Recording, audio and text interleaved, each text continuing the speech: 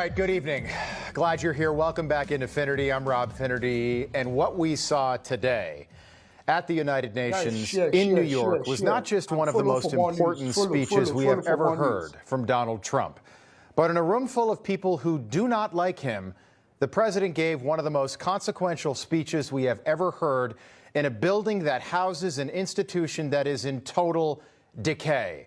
The United Nations. There was once a time after the Second World War when those words actually meant something. The UN. Those days are over. Donald Trump addressing the General Assembly for the first time in 6 years today. But before we go through why this speech was so different, just remember that none of these people ever thought they'd ever have to deal with Donald Trump again. But he is back. And they tried to stop him today, and I don't care what the excuse is after the fact from the United Nations. But the powers that be did not want Donald Trump to deliver this speech today. That's a fact. And when the leader of the free world entered the building, the escalator suddenly stopped working at the exact moment that he stepped on. So the president and the first lady walked up the broken escalator, which then miraculously started working again. I suppose that's the beautiful thing about escalators. They never actually break. They just become stairs. Minutes after that, Donald Trump began his speech, and somehow this happened.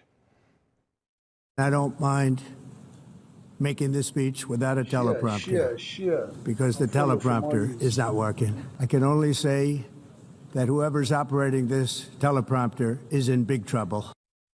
Boy, a lot's changed since Trump 1.0 to now. That was all done on purpose to try and upset the president, throw him off his game, maybe get it to the point where he doesn't deliver the speech. But after that, the speech began, and it was America first. With the First Lady present, clearly she was there to support her husband. Marco Rubio was also there with Steve Witkoff and Treasury Secretary Scott Bessent after the S&P 500 set yet another record, a fourth straight day this week. The S&P 500 finishing at an all-time high. And all of this sent a message that America was back, but that America was through with this little international game where we pretend that fake problems are real problems and real problems like death and war and inflation are fake problems. The room was full, but there was something else that was noticeable. This room was silent for an hour as they listened to the President of the United States and really the biggest leader in the world. And Donald Trump made the case for America, something we never saw